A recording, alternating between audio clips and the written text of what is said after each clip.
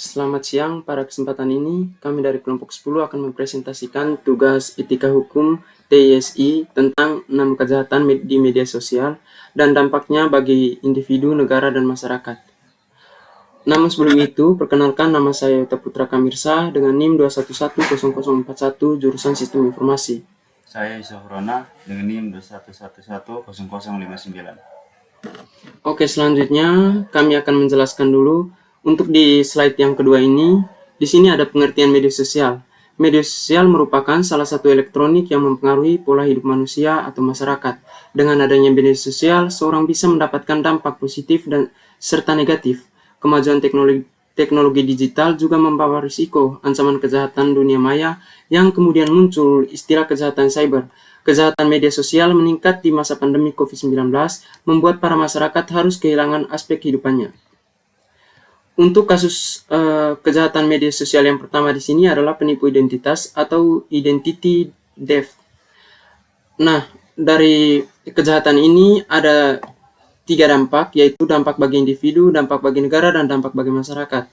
Untuk dampak bagi individunya itu yang pertama kerugian, dan yang kedua kerusakan reputasi, seterusnya stres psikologis. Dampak bagi negaranya itu kerugian ekonomi, kehilangan kepercayaan publik, beban pada sistem hukum. Yang ketiga dampak bagi masyarakat yaitu peningkatan kejahatan cyber, stigma sosial, dan perubahan sosial. Untuk yang keempat, aspek hukum penipuan identitas. Penipuan identitas diatur dalam berbagai undang-undang, termasuk Undang-Undang tentang IT. Menurut pasal 28 ayat 1 Undang-Undang IT, setiap orang yang dengan sengaja menyebarkan informasi bohong yang merugikan pihak lain dapat dikenakan pidana penjara paling lama 6 tahun dan atau denda hingga 1 miliar. Ini menunjukkan bahwa Undang-Undang IT memberi sanksi tegas terhadap pelaku penipuan identitas. Selanjutnya di sini perbandingan Undang-Undang IT terdahulu dan terbaru. Undang-Undang IT 2008 yang memiliki ketentuan lebih ringan dalam hal sanksi.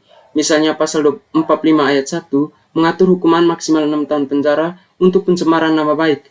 Undang-Undang IT 2016 atau undang-undang terbarunya itu memperketat sanksi dengan memperkenalkan pasal baru dan meningkatkan denda, misalnya pasal 51 ayat 1 menetapkan hukuman maksimal 12 tahun penjara untuk pelanggaran serius. Untuk kasus yang kedua di sini adalah cyberbullying. Dampak dari cyberbullying bagi individu yang pertama itu kesehatan mental, penurunan kesehatan fisik, dan prestasi akademik yang menurun. Dampak bagi negaranya itu beban pada sistem kesehatan, keamanan sosial. Dampak bagi masyarakatnya normalisasi kekerasan dan stigma sosial. Selanjutnya aspek hukum dari cyberbullying ini yaitu diatur dalam Undang-Undang IT khususnya pada pasal 27 ayat 3 yang melarang setiap orang untuk mendistribusikan informasi yang bersifat menghina atau melecehkan orang lain. Pelanggaran ini dapat dikenakan sanksi pidana penjara paling lama 6 tahun dan atau denda hingga 1 miliar. Hal ini menunjukkan bahwa ada upaya hukum untuk melindungi individu dan tindakan bullying secara online. Yang kedua itu perbandingan Undang-Undang IT terdahulu dan terbaru. Undang-Undang IT terdahulunya itu pada tahun 2008, ketentuannya mengenai pencemaran nama baik dan penghinaan lebih umum dan tidak secara spesifik menyebutkan cyberbullying. Sanksi yang ada cenderung lebih ringan. Undang-Undang IT terbarunya itu di tahun 2016 memperkenalkan ketentuan yang lebih jelas mengenai kejahatan cyber termasuk cyberbullying. Sanksi diperketat untuk memberikan perlindungan lebih baik kepada korban kejahatan cyber. Kasus yang ketiga itu kasus penipuan online. Dampak bagi individu itu kerugian finansial, stres psikologis, dan kerusakan reputasi. Dan dampak bagi negara, kerugian ekonomi, peningkatan kejahatan cyber. Dampak bagi masyarakatnya itu adalah normalisasi kejahatan, stigma sosial. Aspek hukum penipuan online. Penipuan online diatur dalam undang-undang khususnya pasal 28 ayat 1 yang menyatakan bahwa setiap orang dengan sengaja dan tanpa hak menyebarkan berita bohong yang mengakibatkan kerugian dalam transaksi elektronik dapat dikenakan pidana penjara paling lama 6 tahun dan denda hingga 1 miliar. Ini menunjukkan bahwa ada upaya hukum untuk melindungi konsumen dari penipuan di dunia maya. Perbandingan Undang-Undang IT terdahulu dan terbaru. Saya rasa untuk perbandingan ini sama dengan perbandingan undang-undang di kasus sebelumnya. Jadi di sini hanya yang berubah itu di bagian revisi ini memperkenalkan ketentuan yang lebih jelas mengenai kejahatan cyber termasuk penipuan online yang diatur pada pasal 28 ayat 1 memberikan sanksi yang lebih tegas untuk pelaku penipuan yang menggunakan media elektronik. Kemudian ada kasus konten provokatif. Yang pertama, dampak bagi individu. Dampak individu dibagi menjadi 3, yaitu polarisasi sosial, risiko keamanan, kesehatan mental. Yang kedua, dampak bagi negara, ketidakstabilan sosial, beban pada penegakan hukum, kemudian kerugian ekonomi. Yang ketiga, dampak bagi masyarakat, normalisasi kekerasan dan kebencian, mengalami stigma sebagai penyebab informasi negatif. Yang keempat, aspek hukum konten provokatif. Konten provokatif diatur dalam Undang-Undang ITE, khususnya pasal 28 ayat 2 dan 3 yang melarang penyebaran berita bohong dan ujaran kebencian yang dapat menimbulkan kerusuhan. Pelanggaran terhadap pasal ini dapat dikenakan sanksi pidana penjara paling lama 6 tahun atau denda hingga 1 miliar. Ini menunjukkan bahwa ada upaya hukum untuk mencegah penyebaran informasi yang merugikan. Yang kelima, perbandingan Undang-Undang ITE terdahulu dan terbaru. Undang-Undang ITE 2008 menampilkan bahwa pada undang-undang ini pengaturan mengenai konten provokatif masih terbatas. Sanksi yang ada cenderung lebih ringan dan tidak secara spesifik mengatur tentang konten yang dapat menimbulkan kerusuhan. Kemudian Undang-Undang ITE 2016 yang terbaru, revisi ini memperkenalkan ketentuan yang lebih jelas mengenai kejahatan cyber, termasuk penyebaran konten provokatif. Pasal 28A juga ditambahkan untuk menangani konten sara dan informasi bohong yang dapat menimbulkan keonaran di masyarakat. Kemudian ada doxing. Doxing adalah praktik mengumpulkan dan menyebarkan informasi pribadi seseorang secara online tanpa izin, seringkali dengan tujuan merusak reputasi atau mengintimidasi korban.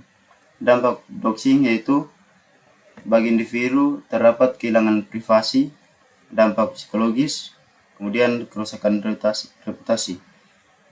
Yang kedua, dampak bagi negara, adanya ketidakstabilan sosial, beban pada sistem hukum. Kemudian dampak bagi masyarakat itu peningkatan ketidakpercayaan dan normalisasi kekerasan intimidasi.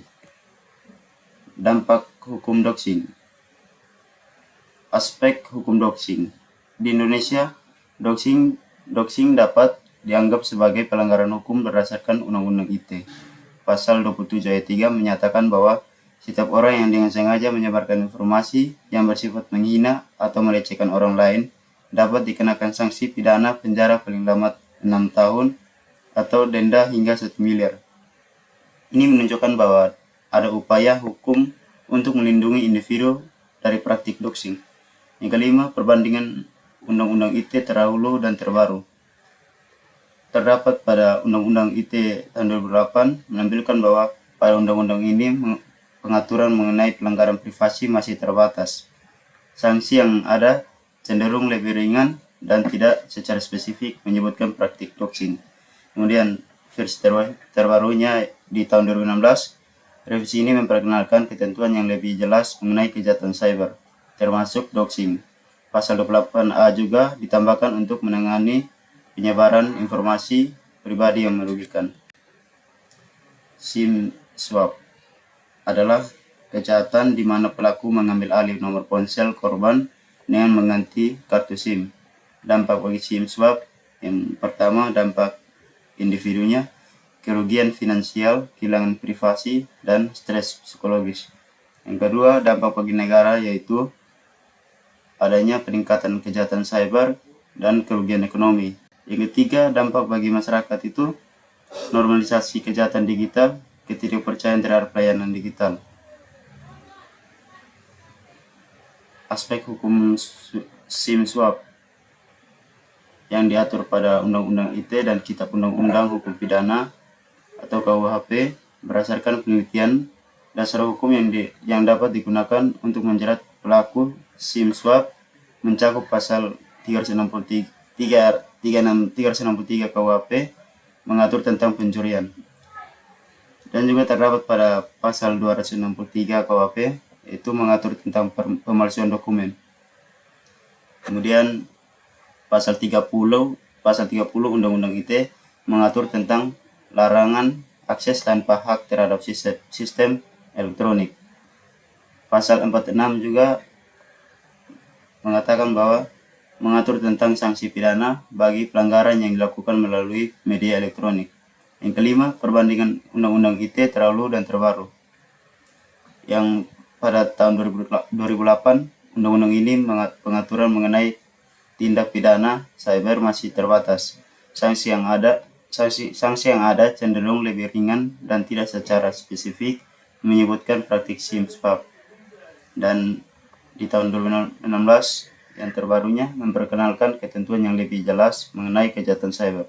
Penambahan pasal-pasal baru memberikan kerangka hukum yang lebih kuat untuk menangani berbagai bentuk kejahatan digital termasuk SIM swap. Oke, sekian presentasi dari kelompok kami. Jika ada kekurangan, kami mohon maaf. Terima kasih.